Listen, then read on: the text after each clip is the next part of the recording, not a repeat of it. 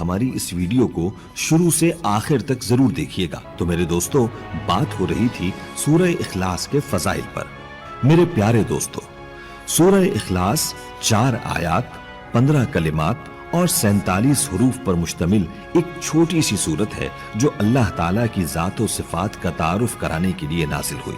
سورہ اخلاص میں توحید باری تعالیٰ کو ہر قسم کے شرک سے پاک خالص کر کے بیان کیا، اس لیے یہ سورہ اخلاص کہلاتی ہے۔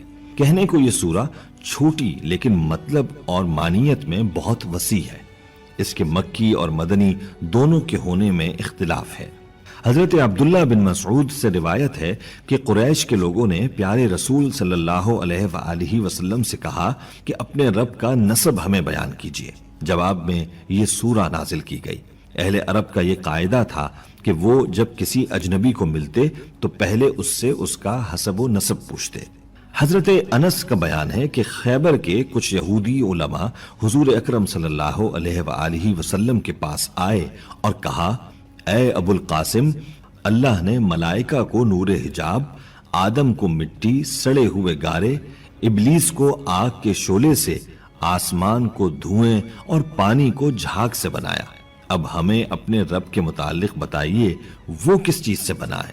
وہ سونے سے بنا ہے یا تانبے سے، لوہے سے یا چاندی سے؟ کیا وہ کھاتا پیتا ہے؟ اور کس سے اس نے وراثت پائی ہے؟ اس کے بعد اس کا وارث کون ہوگا؟ اس پر اللہ پاک نے اس سورت کا نزول کیا۔ روایت کی بنا پر یہ معلوم ہوتا ہے کہ مختلف مواقع پر مکہ میں، مدینہ میں مختلف لوگوں نے یہ سوال اٹھایا۔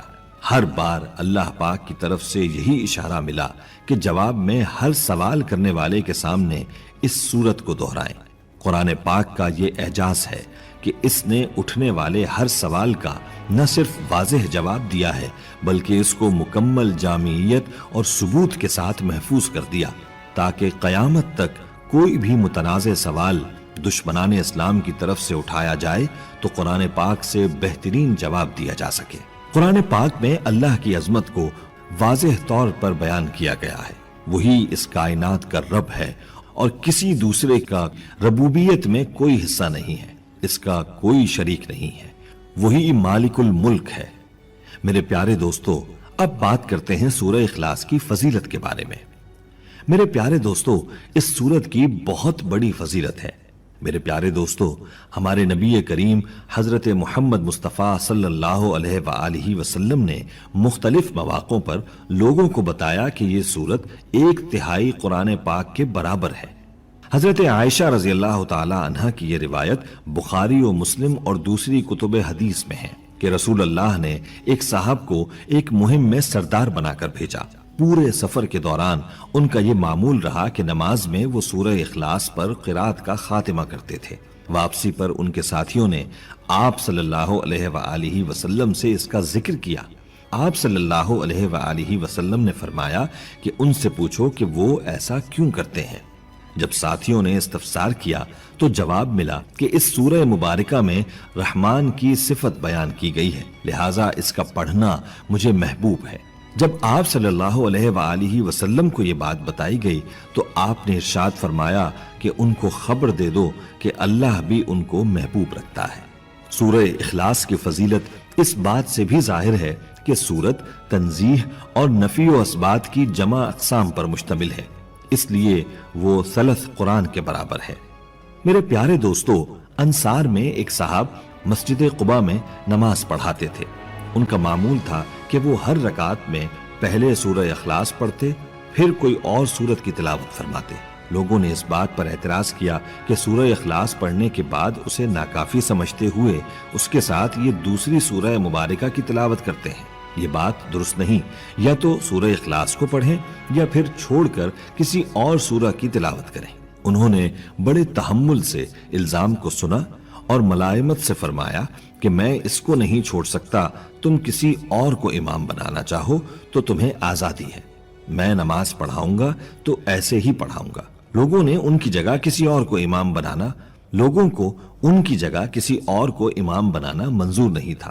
آخر یہ معاملہ حضور اکرم صلی اللہ علیہ وآلہ وسلم کی عدالت پہنچا۔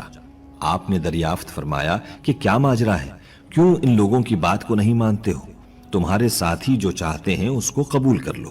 انہوں نے جواب میں عرض کی کہ اے اللہ کے رسول، مجھے اس صورت سے بہت محبت ہے، میں اس کو نہیں چھوڑ سکتا۔ آپ صلی اللہ علیہ وآلہ وسلم نے فرمایا کہ تمہاری اس محبت نے تمہیں جنت میں داخل کر دیا ہے۔ یہ واقعہ بخاری میں حضرت انس رضی اللہ تعالی عنہ سے مروی ہے۔ اگر سوتے وقت یہ سورت پڑھی جائے تو انسان ہر شے سے محفوظ ہو جاتا ہے۔ حضرت انس رضی اللہ تعالی عنہ سے روایت ہے، آپ صلی اللہ علیہ وآلہ وسلم نے فرمایا کہ تو سونے سے پہلے اگر سورہ فاتحہ اور سورہ اخلاص پڑھ لے تو موت کے سوا ہر چیز سے محفوظ ہو جاتا ہے۔ حضرت عائشہ رضی اللہ تعالی عنہ سے مروی ہے کہ آپ صلی اللہ علیہ وآلہ وسلم جب سونے کے لیے تشریف لاتے تو اپنی دونوں ہتھیلیاں اکٹھی کر لیتے، پھر سورہ اخلاص، سورہ فلق اور سورہ ناس پڑھ کر ان پر دم کرتے اور اپنے سر، اپنے چہرے اور جسم کے اگلے حصے جہاں تک ممکن ہوتا ہاتھ پھیرتے۔ آپ صلی اللہ علیہ وآلہ وسلم اس طرح 3 بار کرتے۔